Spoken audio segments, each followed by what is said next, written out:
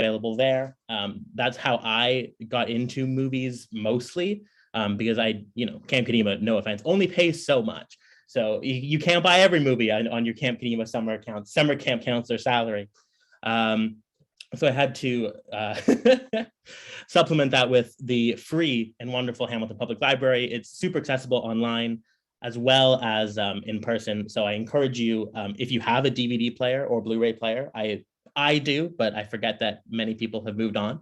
But if you do have those, then the Hamilton Public Library probably has everything here and so much more to, if you're inspired by film history in any way, to kind of check out. So I guess I'll start with why I just started, but I guess I'll move into some clips of some films that have really built me into who I am. And I'm going to start with a movie called All About Eve. It's probably something that hopefully you've all heard of and seen. If not, you're in for a treat. I'll kind of present it without, I'll explain a bit what it's about. Basically, it's Bette Davis in the theater. She's like a legendary theater actress, and she's concerned that Eve, an upstart, is trying to take over her career.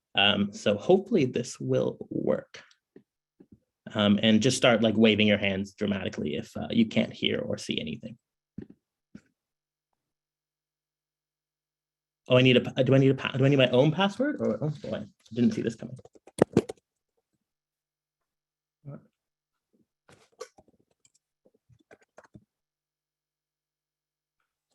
I need a password, apparently. I'm just trying to figure out what password that is.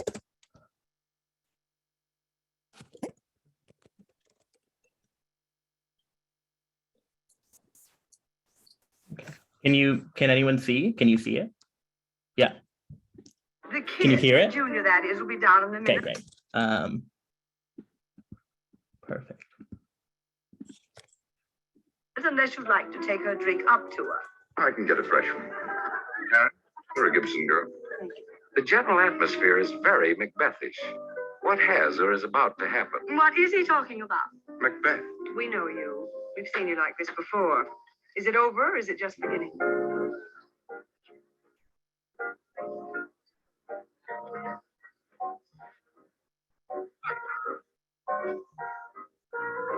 Fasten your seatbelts. It's going to be a bumpy night. Mademoiselle, je vous remercie infiniment pour l'invitation. Enchanté to you, too. I distinctly remember Addison crossing you off my guest list. What are you doing here? Dear Margot, you were an unforgettable Peter Pan. You must play it again soon. You remember Miss Caswell? I do not. How do you do? We've never met. Maybe that's why. Miss Caswell is an actress, a graduate of the Copacabana School of Dramatic Art. Ah, Eve. Good evening, Mr. DeWitt. I had no idea you two knew each other. This must be at long last our formal introduction. Until now, we've only met in passing. That's how you met me, in passing. Eve, this is an old friend of Mr. DeWitt's mother, Miss Caswell, Miss Harrington. Miss Caswell, how do you do? Addison, I've been wanting you to meet Eve for the longest time. It could only have been your natural timidity that kept you from mentioning it. You've heard of her great interest in the theater. We have that in common. Then you two must have a long talk. I'm afraid Mr. DeWitt would find me boring before too long. You won't bore him, honey. You won't even get a chance to talk. Claudia, come here. You see that man? That's Max Fabian, the producer. Now go and do yourself some good. Why do they always look like unhappy rabbits? Because that's what they are. Go and make him happy. Don't worry about your little charge. She'll be in safe hands. So I found myself wanting to be Bette Davis, but I figured if I couldn't be Bette Davis, then at least I would write about her and kind of admire her work instead. But All About Eve is a really exquisite kind of movie about aging and about the theater and about basically kind of a backstage drama of life behind the scenes of famous actresses. And obviously they don't play real actresses, but the idea of your career being taken by a young upstart is very, very real indeed. Next, something completely different is 2001: A Space Odyssey, which has, to me, is kind of the movie that really set me off in the world of discovering film, and really just kind of blew me away with the scope and the scale, and not really having any idea what's going on for 2.5 hours, but also not really caring because it creates this just extraordinary world. And this scene has what I consider to be the greatest single edit or cut in film history. So hopefully you will enjoy.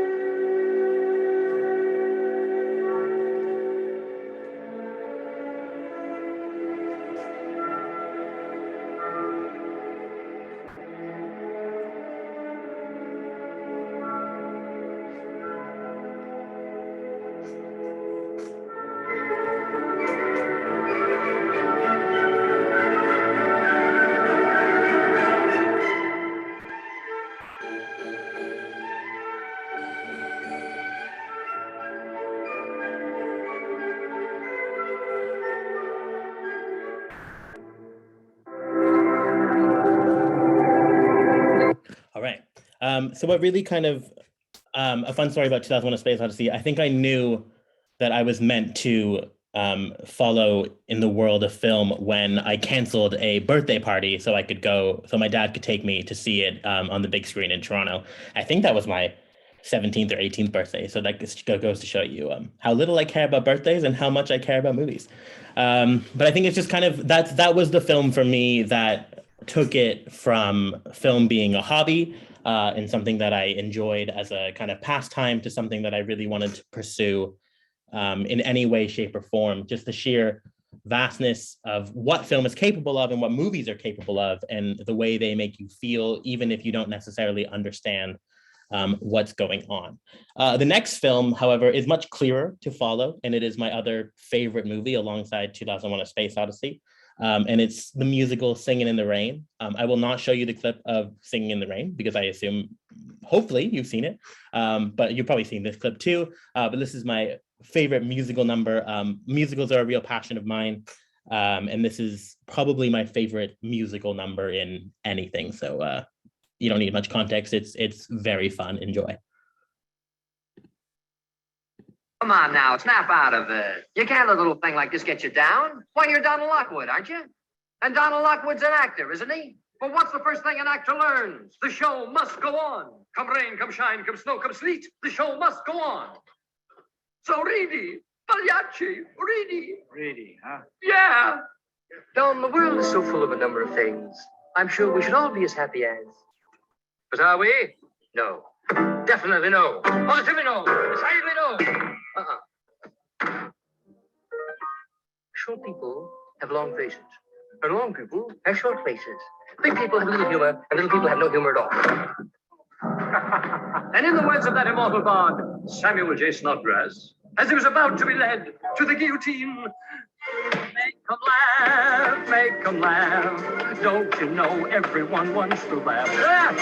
My dad said, be an actor, my son, but be a comical one. They'll be standing in lines for those old honky-tonk monkey shines. Now you could study Shakespeare and be quite elite, and you could charm the critics and have nothing to eat.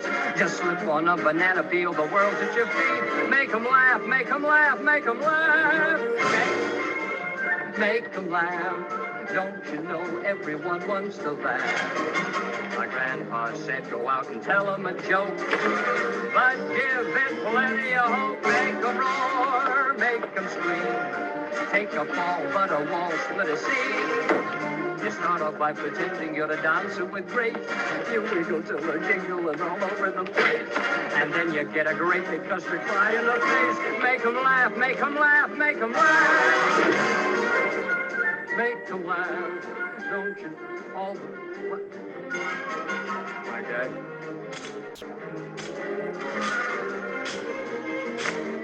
They'll be standing in lines for the old honky-tonk monkey show.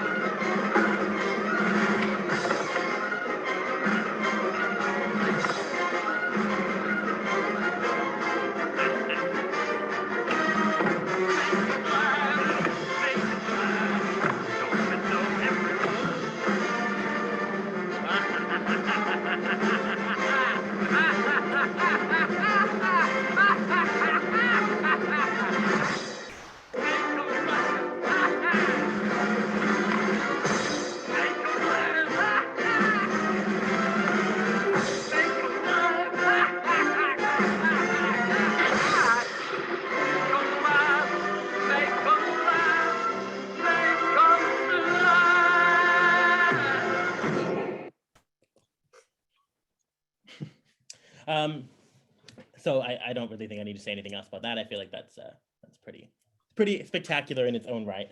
But not everything is super light and fuzzy. A lot of films are a lot darker, which I'm strangely drawn to, but that's probably a whole other chat. But there's a film called The Night of the Hunter, which is about Robert Mitchum playing, if you've ever seen the guy with the love and hate on his fingers, that's where it came from. But basically he's in town looking for money, and he finds, basically it's being held by a family. So he marries into the family and ends up murdering the wife and tries to take the money from the children. So in this scene, he's been running after the children. They've escaped all night. They've managed to get away, or so they think. And I just really want to kind of draw attention to the visual beauty of it and the way it's framed and the kind of use of deep focus. You can see him coming from the back, and the way sound and picture all kind of comes together. This is a movie that I probably watched for the first time while I was house sitting, and I watched it 5 times that weekend. So it's quite extraordinary, just from a visual perspective, as well as storytelling and acting and everything. But it's really a beautiful sequence. I hope you'll find.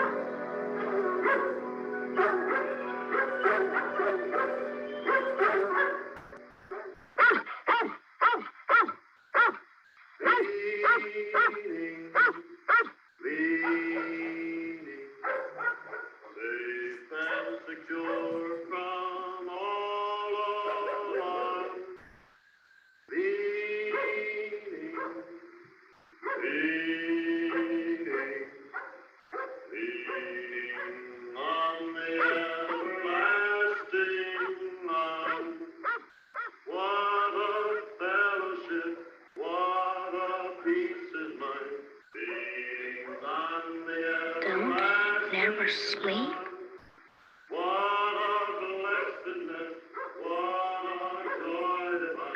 Pearl, wake up! Come on, Pearl!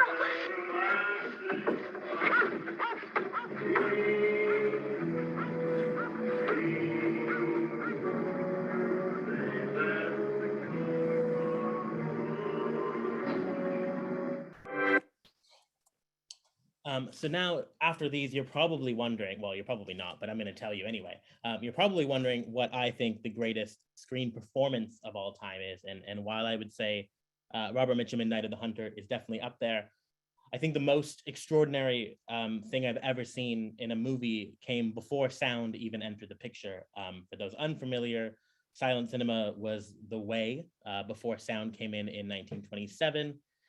So actors were forced to kind of perform very differently and perform with face and emotions and physical actions rather than using any words. So this is a clip. I have to apologize. It's very not Jewish. It's from The Passion of Joan of Arc.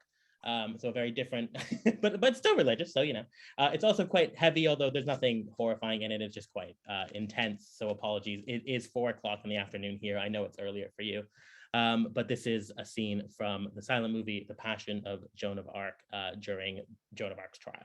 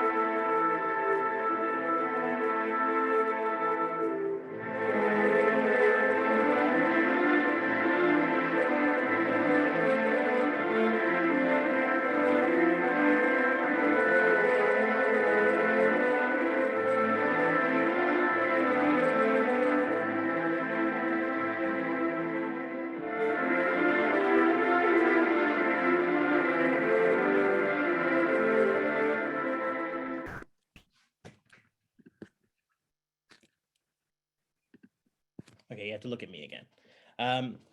So that was actually, her name was Renee Falconetti. That was the only film she was ever in.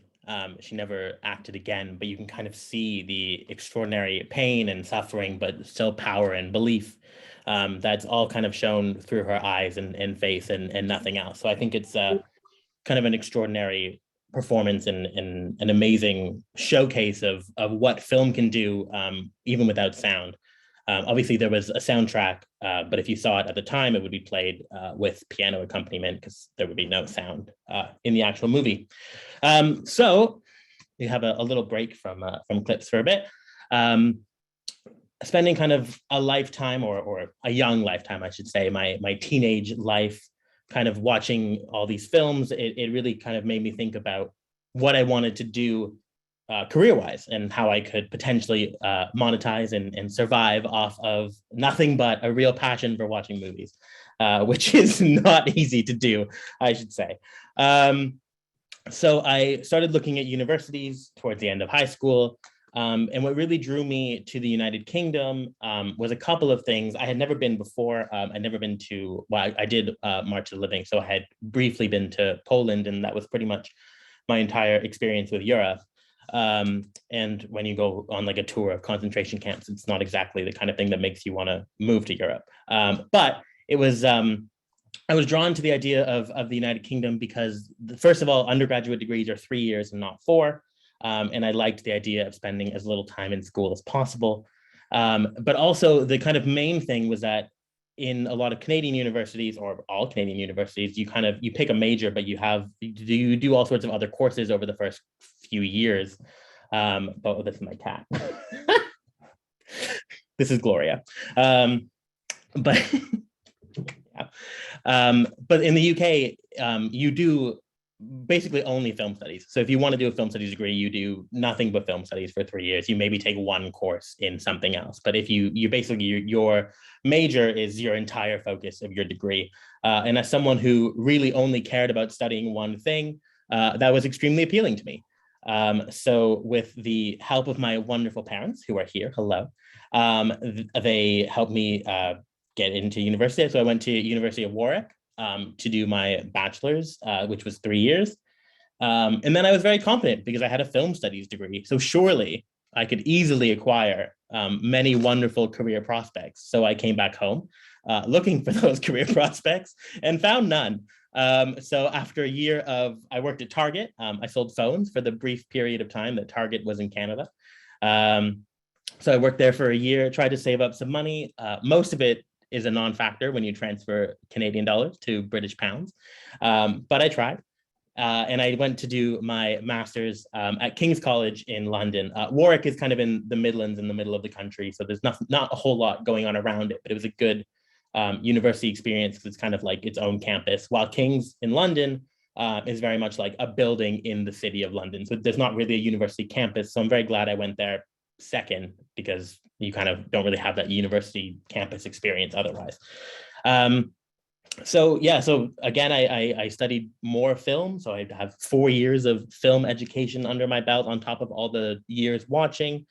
And then it turns out that wasn't exactly super helpful either. So then I worked at the Disney store in London for over a year. And then I, kind of found my way into an office job. And then I eventually, after begging enough people and knocking down enough doors, landed a job as a scripted development executive, of which you may be wondering what on earth that is, but that's okay because I will tell you. So basically, in the world of television, it takes many, many years from an idea into a finished product of a TV show that you can watch on Netflix or on TV or whatever. And part of working in development is helping to find the best of those ideas and nurturing them into a finished television show. So there's kind of various examples of what it can be, but I worked for a company called Cineflix, which is actually a Canadian company. You probably know them best from the show Property Brothers. That is their main cash cow. They're very proud of it. It's been going for many years, and I don't think it has any signs of slowing down. But that's in a kind of a brand of TV called Factual. So basically reality TV, home buying shows, Antiques Roadshow, that kind of thing is considered factual, which is interesting to watch, but for me isn't something that I wanted to work in. So scripted television is, the dramas, the comedies, the fiction TV, basically. So that's what I was involved in working on. And basically, when you start working for a company as a development executive, you kind of get bombarded by agents and various people off the street emailing you on LinkedIn with scripts and all that stuff. And your job is kind of to work through these hundreds of scripts and pages you're being sent and ideas you're being sent to try and find something that you think will work in the international TV marketplace and the TV landscape, and your job is to kind of look at things and say, either this is really entertaining to me, but no one else would watch it, maybe like some of those clips you saw, hopefully not. But to me, they're very interesting, but they don't necessarily have that massive universal appeal. While it could, or you could be looking at a script that you have no interest in, but you know that a lot of people would watch. For example, my friends have very different tastes than I do. My parents have very different tastes than I do. And a lot of the job is kind of figuring out what the people a generation above you would watch and the people a generation below you would watch, and trying to figure out the best place for shows. And if there is a place for shows, it involves a lot of rejection and the occasional acceptance. But just because a company has taken on your script is no guarantee that anyone will ever see that show or it will become a show.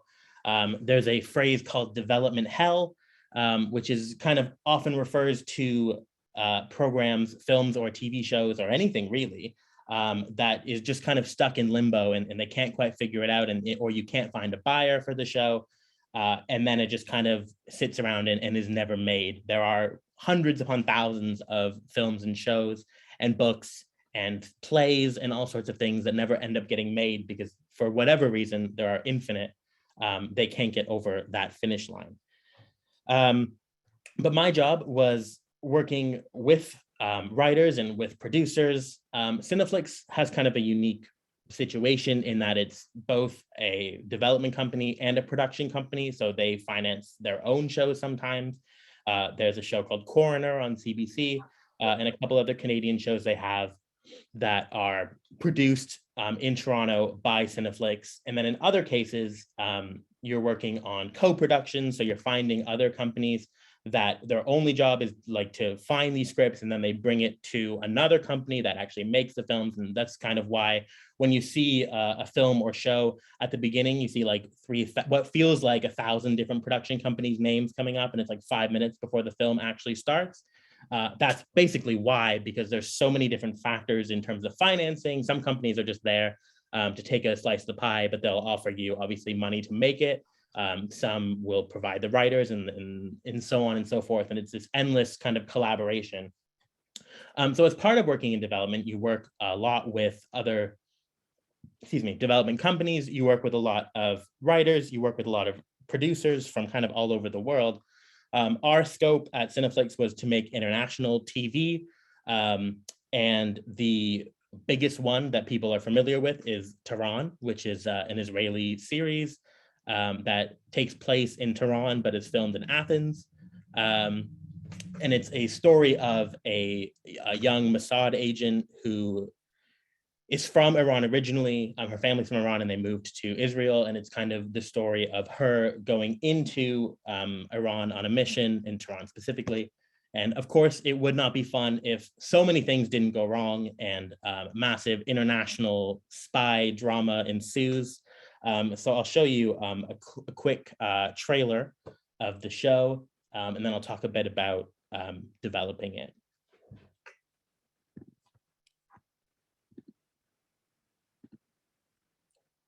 Actually, I can't remember.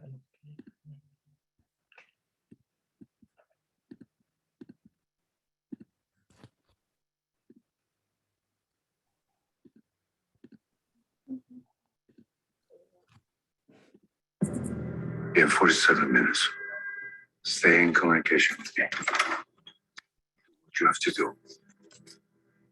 I will be home by tomorrow afternoon. یه مأمور موساد وارد ایران شده. اسرائیلی‌ها میخوان یه کار بزرگ بکنن. This is clear. Take care of the package. من امروز میخوام گیرش بندازم. اینو پیدا کن. I'm almost done. The police officer. هستی. The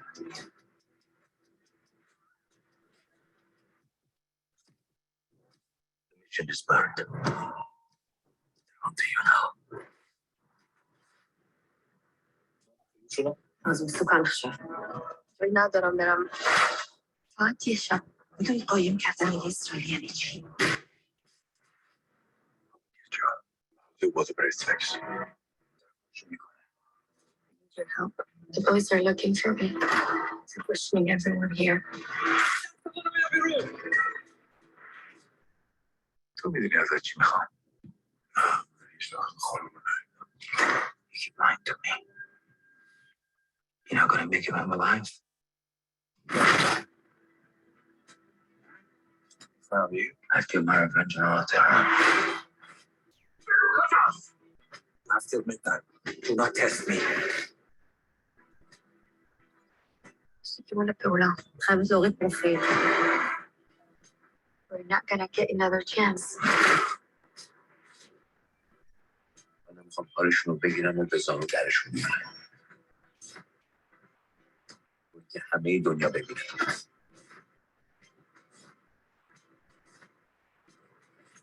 There's no going back now.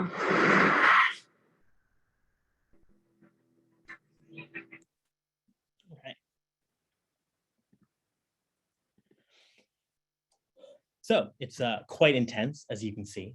And in terms of my role on the show, another thing you learn when you start working in television is that just because you work on something does not mean you will receive credit for it. So my name does not appear anywhere. So in case you think I'm lying, I promise I'm telling the truth. I really did work on it. In case you watch and see my name is nowhere to be found. That is part of the deal. There are unfortunately many who don't get credited. But anyway, I first came across the script. It was actually the very first script that I read at Cineflix, which kind of makes it difficult because it's hard to, when you don't want to read the very first script and be like, this should be a show. You know, you're supposed to be more discerning than that and more critical of things. But when you see something that works, you see something that works. So in terms of my role, it was creative mostly. I wasn't involved in the shooting or anything like that, but it was basically giving a lot of script notes and working with the producers of the show to kind of get our ideas across as a company of what would work, because we came on as co-producers. So the show was made in Israel for the channel KAN, K-A-N.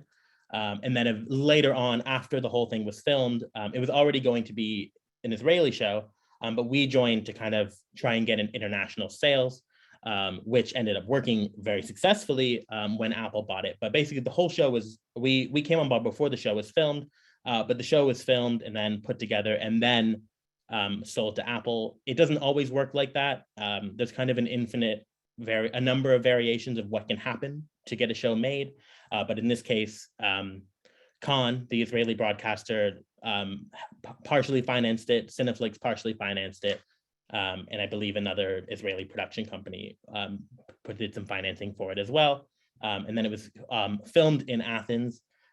Israeli TV is really popular these days for various reasons, but one of the most important from an international scale is the fact that they managed to make shows at a great deal less cost than other nations. They've figured out something. They've figured out the secret sauce, I guess, of how to make a successful show for a tenth of the prices as another country. For example, before Apple TV involved, I don't know the exact numbers, but basically the entire first season of Tehran cost less than one episode of season 2. Once Apple TV Apple has a lot of money, obviously, so they put a lot of money into it, including hiring Glenn Close, who is in the second season, which I believe premiered last week. And I think the first 3 episodes or whatever are out on Apple TV.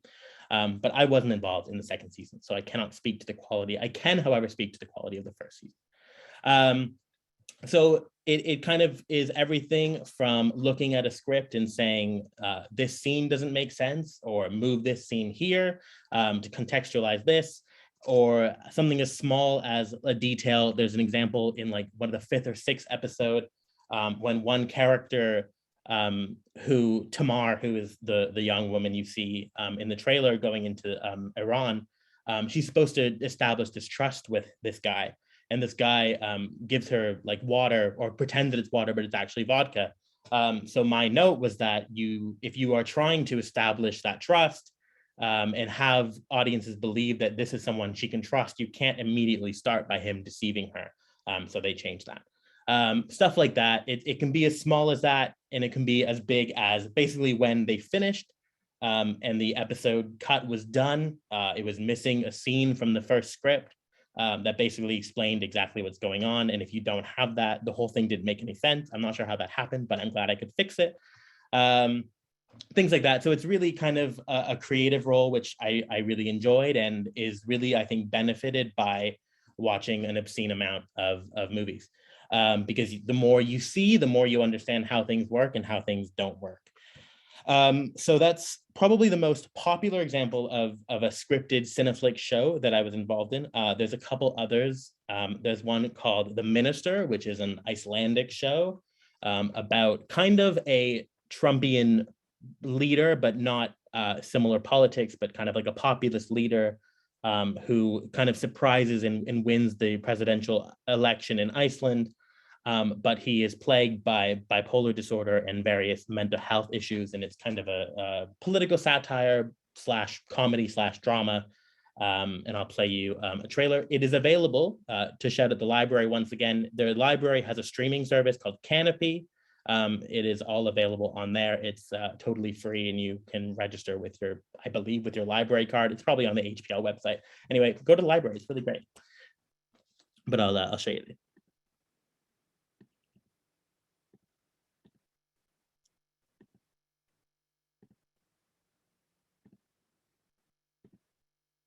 Vínstormur, landstuds bresta þínar kinnar.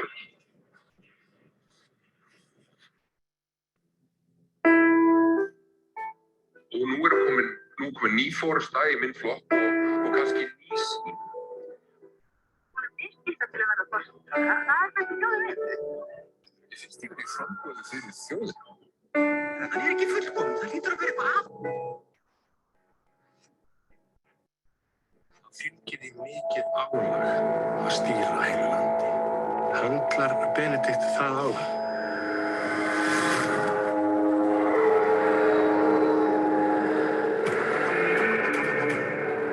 Ef allt fyrir til fjandans og Benedikt segir á sér, þá tekur þú bara við. Já, var. Eigum forsætisráðherra hér!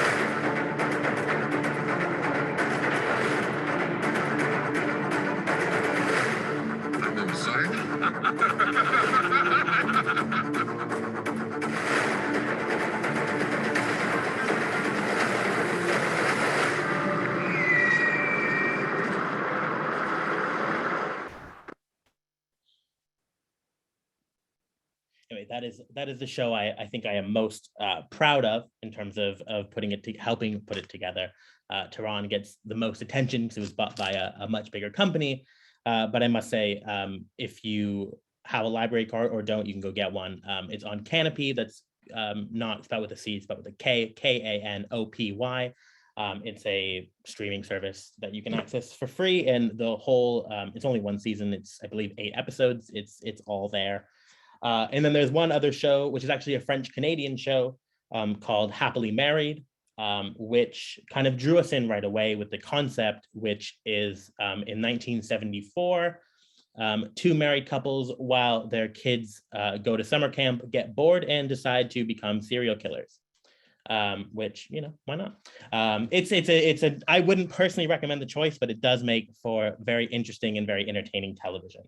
I actually have no idea where I know there's a French Canadian service that the CBC has where you can stream it, but I don't know if there is an English language one. But that one is also a lot of fun, and I'll show you a quick trailer from this. This one's actually interesting because, as an example of the vast differences in film, in TV development and film development too, creative collaboration is sometimes very open. And they're very willing and excited to hear ideas, and collaboration is exciting. And sometimes, like example, this show, they do not want your input and they could not care less, and they will yell at you a lot if you try and make suggestions. And then they yell at you in French. So my boss, who's French, had to talk to them because I could not. But anyway, it is a good show. So this is the trailer.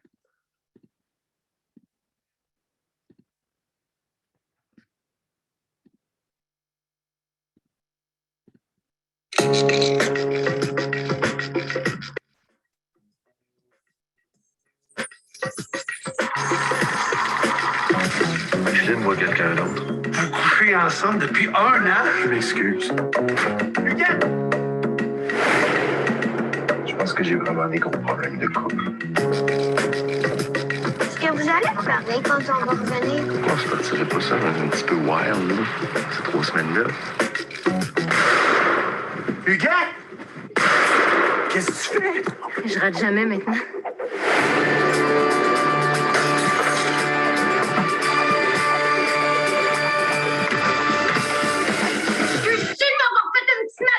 Ce qui s'est passé hier, j'ai trouvé ça formidable.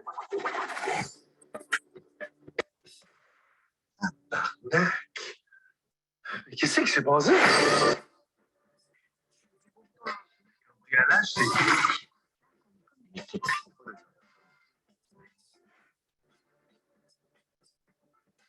Puis je t'ai volé, moi j'ai senti.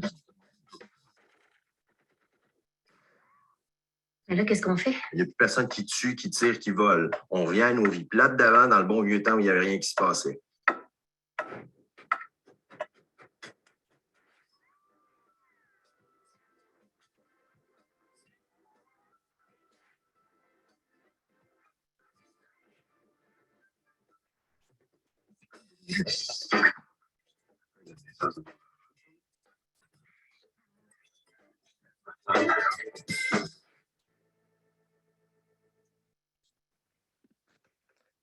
So, as you can see, 3 very different shows. There were some other shows that we worked on as well. There's one I wouldn't recommend, so I won't talk about it. But these 3 were, were really good. And it was a really thrilling couple of years to kind of be involved in so many projects and get to work with so many writers and really get your kind of head into the very complicated but fascinating world of television. Yeah, so as you may or may not be aware, there was a pandemic, and it kind of changed the landscape for a lot of people. For Cineflix in particular, the shift of international or the desire to make international TV kind of vanished. So I was left no longer working at Cineflix, which kind of allowed me to revisit what I loved about movies and TV, and that was writing about them. I was actually first published in the Hamilton Spectator. I wrote a guide of great video games to play over the summer in 2008. And I did a couple more things for them, and I really enjoyed that. And I had kind of written for a lot of different websites over the years, kind of as a occasional thing, but never really as a full-time experience. So while I was looking for my next job, this is 2021, I guess. I'm trying to remember 2021, basically. When I was looking for work, I started kind of writing again and ended up applying and getting a freelance writing position at a website called Looper, which is all kind of like film and TV entertainment. And I kind of took to that really well and started writing a lot for them. And then it was freelance, but it's the way the job is set up is you can kind of do it as much or as little as you want. And I wanted to do it a lot. And then I ended up kind of getting promoted recently to one of the company's other websites, /Film, which is a website I grew up reading, and it was very exciting to be involved in. So that's kind of what I do, what I spend most of my time doing now. Although freelance life is unique, especially from a writing perspective, you're always kind of chasing ideas and the next thing. And it's exciting because it involves kind of always being on the pulse and trying to figure out what is what's worth watching and kind of thinking about new ideas that you can create for either it's an anniversary and something's turning 50 and what does that film or TV show look like now, or looking into the future and kind of figuring out what people will want to read about in a few months' time. So it's a lot of fun. It's a lot of stress. It's a lot of fun at the same time. There's perks, you get to see movies and interview celebrities and stuff way ahead of time. You get to see movies months before they come out. You get to occasionally they take you to film festivals where you get to watch movies for free, and it's kind of, for me anyway, for some people probably seems very boring to watch 4 or 5 films a day. For me, is pretty much everything I could want in a day. So yeah, so it's kind of become a cool full circle moment, and when I was young and getting into watching movies, the kind of way I found out about what is considered historically great or what is exciting besides books, was kind of looking at these lists online of the best movies ever made, and according to who and according to what, and based on there's endless metrics, and there obviously is no answer, although I would say it's either Singing in the Rain or 2001: A Space Odyssey. But there's no answer, and now I get to write those very lists that maybe a future Barry Levitt will read, and I think that's very exciting. And I think that's it. I mean, I have some suggestions for some cool Jewish stuff, but I'm aware that I spoke longer than I anticipated. No, that was great. That was so interesting. We definitely love those suggestions, but I thought I'd open the floor. Does anyone have any questions? I don't have a question, but we subscribe to Netflix, and I watched the series Fauda. I couldn't stop watching it, and I'm sorry that they're not bringing more episodes. I also watched Unorthodox, and I also watched Stitzel. Another station that we subscribe to is Heart and Home. And I got interested, and I've watched all the seasons of When Calls the Heart. It's with Aaron Krakow and Jack Wagner. And the executive producer director is Michael Landon Jr.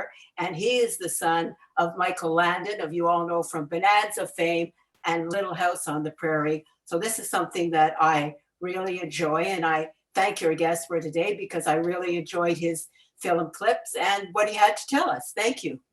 You're very welcome. Thank you. Mark, go for it. Yeah, Barry, that was really interesting. I very much enjoyed it. I want to comment on the silent film you showed with the, I guess, French actress. And the whole film was about her eyes, to me. The eyes were just amazing. Well, there were also something perhaps medical about those eyes.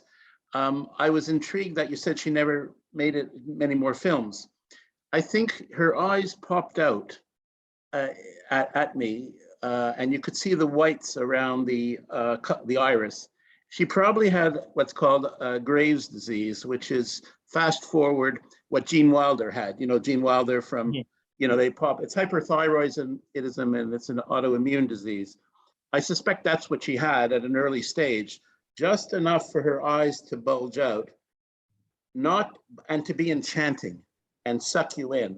My guess is in those days, they didn't have great therapy for it. And, she couldn't really be an actress after that as they got bigger and bigger, and the other manifestations of that disease presented itself. So an example of how film can interact with the real world. Yeah, that's interesting. I can't speak to her, obviously her medical history. However, I know from her daughter's story is that she just was satisfied with what she did in the Joan of Arc film, and I think found it quite a harrowing experience. If you watch the whole film, she's basically under constant interrogation for the whole movie. Obviously, familiar with the story. But I think it was a really intense and harrowing experience that perhaps she was satisfied to never relive again. And there's quite a few examples, specifically Sissy Spacek in, Shelley Duvall in The Shining, in which she kind of it was such a horrifying and brutal experience that Stanley Kubrick put her under that she kind of moved on from acting after that. But it is interesting that it's an interesting note, and it's kind of speaks to how, it's not just acting sometimes, and it can really kind of, you never really know what the real reason is. So Dora Ann put in the chat and asked whether you will be able to share the link to the Jewish film / shows article that you wrote. Yeah, sure. I wrote a piece on the best Hanukkah TV episodes around in December. And actually, if there's no questions, well, it's not a Hanukkah. Actually, I can, there's a clip I have a couple clips more, but we're out of time, I think. But there's, I can put together a list and send it on if that's helpful. Yeah, I think people would be interested in that. Yeah, someone can tell me where to send it, and I can do that. That's a good question. I think that answer to the rabbi. I mean, Dora Ann I'm related to, and I can send that to her directly. Dora Ann, send it to me. We'll pass it on. Absolutely. Okay. Sure. And I can I can send through a list of just some other titles. I'm kind of conscious that a lot of Jewish movies get coded as Holocaust movies, so there's no Holocaust movies on there. However, if you are interested in Holocaust movies, I also can recommend many. But there's a lot more, as we all know, to Jewish life and experience than one horrible thing that happened in history. So there's a lot of comedies and some dramas and stuff, but none relating to the Holocaust, although again, I can provide. There are many great ones. I have a question. With all the award shows and award seasons and all the fun stuff, everyone always says they haven't seen the movies that win. Like there are always these shows and movies that nobody knows about and they win the award. Mm-hmm. How does all of that work from a behind the scenes perspective, all of the movies that nobody really knows and get all the attention? Yeah, award shows are really interesting. And I think they're kind of at a crossroads at the moment of where they're going. For example, the Golden Globes has kind of faded into obscurity over the last couple of years from various controversies. And it's interesting because there is kind of a disconnect between what makes the most money and what people are watching. From what's making money and what's being watched, what's being awarded. There's quite a vast difference. You won't see, thankfully, in my opinion, you won't see the new Spider-Man movie win Best Picture, and I think that's fine because I don't think a movie like the Spider-Man movie that makes almost $2 billion worldwide needs awards recognition. While I think something like Coda, which is also on Apple TV, which just won Best Picture. It's the first kind of movie released to streaming exclusively, although there were like cinema showings, but it's the first streaming movie to win an Oscar for Best Picture. Did it deserve it? Probably not, but it's a really good, really charming and very lovely movie that will make you cry and feel all sorts of joy. And it focuses on a deaf family, which I think is really unique and exciting. But in terms of never having seen them, that's not an issue I have. Obviously, I always watch them rather religiously, and I tend to have seen them before they're announced as such, but that's kind of part of the job. But it is interesting because there is such a divide, and it seems to be increasing year in and year out, and that's for various reasons, mostly because Disney has a remarkable monopoly on cinemas and cinema exhibition, and in Canada specifically, Cineplex has like a 6-week exclusivity window on basically every new release, and they can decide whether they want to allow other cinemas to show things for the first like month or so that they come out. So they have kind of a stranglehold on what you see. And when you're kind of funneling everything through big multiplexes, the stuff that typically brings in the most seats are the big action movies and the big superhero movies. That's not to say that they're all bad. There's many great ones, but it does kind of create this disconnect in people wondering. I think especially this year, because I don't know anyone outside of like my circle of like film devoted people that know what Coda is or have seen it. And I think that can be said of pretty much everything that was nominated for Best Picture this year, except maybe Dune. And that's kind of been the last few years. So I don't really know where it's going. I'm not sure if I like where it's going, but it's a good opportunity to kind of, there's places that are out there, in Hamilton especially has actually a really great cinema scene. There's, I believe it's the Playhouse. I think it's on Sherman. Don't quote me on that. I haven't lived in Hamilton in a really long time. And then there's the West Elm Cinema, which is wonderfully reopened, and they do some classic stuff as well as new release stuff. And there are actually, even the Cineplex in Ancaster gets a surprising amount of indie movies. And if you're looking for something to watch today, may I recommend Everything Everywhere All at Once, which is a insane, I can't even really describe what it is, but it's in cinemas, and it's wild, and you've probably never seen anything like it. I certainly haven't, and it was a lot of fun. And creativity isn't dying, thankfully. It's just kind of getting harder to see. But that doesn't mean it's not out there. And the library is also a really good resource in Hamilton specifically, of kind of ways to fight that, I guess. I don't know if that answered your question. I kind of went off on a tangent, but hopefully that was helpful. That was good. Does anyone have any last minute questions before we wrap up? Comments? Exciting facts? the sun's coming out right there. We had a question. Yeah. We had a question about in like 30 seconds or less, like 2 or 3 up and coming things that we should watch for, like what's coming out, what's new, what's good, like, you know, we're about to enter summer streaming.